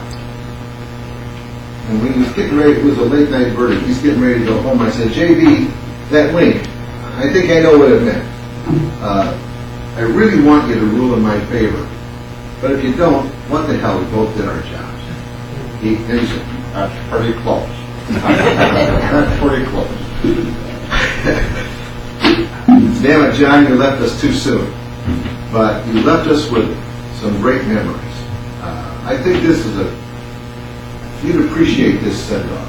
Some of your best friends are here, your colleagues, in a building that you patrolled for almost 40 years. Thanks for the memories. We all love you, John.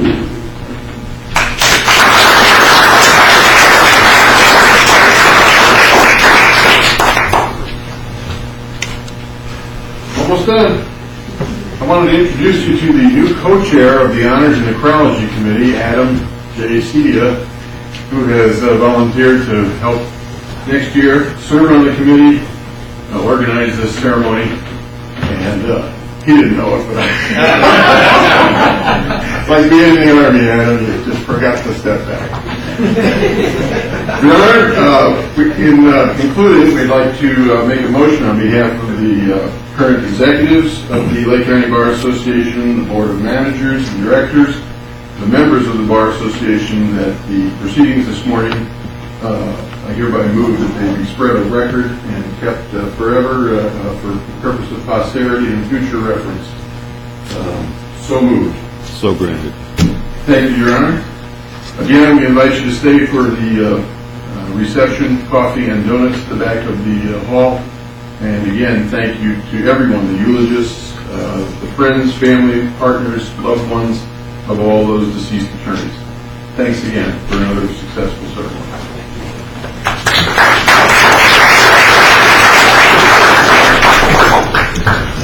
Okay, closing. Thank you, Mr. President, President Tolbert, Mr. Joya. Before we do conclude at this time, I would just like to thank all the speakers for sharing their time and gracious thoughts and comments with us. It is important for us to remember not only that our colleagues existed, but that they mattered, and they made a contribution and made a difference. And that is why we recognize them, remember them, and honor them today. In their lives, they honored us as members of a profession made nobler by them, and as men and women, they are gone but not forgotten. Our business is concluded this date. This hearing is now in recess until this time next year. Thank you. Court stands adjourned.